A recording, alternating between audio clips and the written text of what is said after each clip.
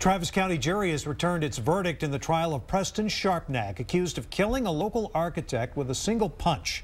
The jury decided Sharpnack was guilty of aggravated assault with a deadly weapon in the death of Matthew Casey. Our Omar Lewis was in the courtroom for the reading of this verdict this morning, and he joins us now with more. Omar?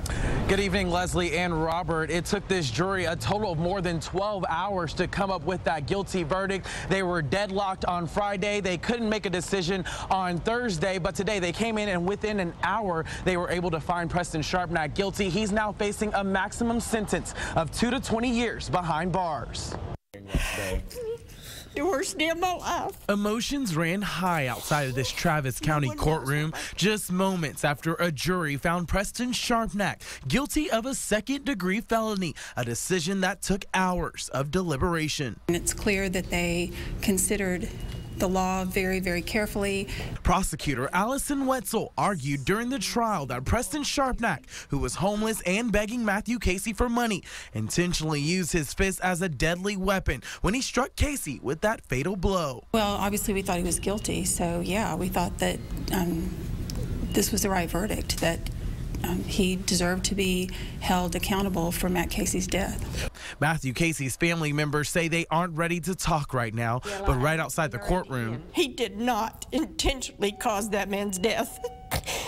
Preston Sharpnack's family vows this case is far from over. We will appeal this because it's not fair. We know that both families are very, very disturbed about this, and the death was definitely not intentional.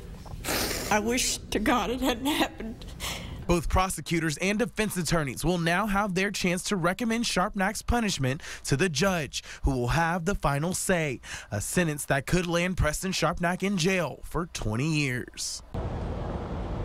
And Sharpnack has already turned down a plea deal of 8 years. His fate is now left in the hands of Judge Karen Sage when his sentencing is held on July 29th. For now, we're reporting live from the Justice Complex. Omar Lewis, KXAN News. And again, Sharpnack could face a jail term of between 2 and 20 years, but the punishment in similar cases has been much less. Looking in depth, there have been 4 cases since 2007 where a fistfight led to a death in downtown Austin. Juries convicted each suspect, 2 of them for aggravated assault, 1 for manslaughter, and 1 for criminal negligent homicide. But only 1 went to jail, and only for 180 days. Each man was sentenced to probation for the deadly crime.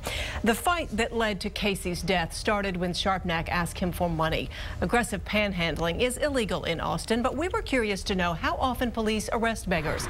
So far this year, police report 261 arrests in downtown Austin for panhandling. That's up significantly from the same period last year. But the number is well below the figure from 2011, when police arrested 317 people for panhandling downtown.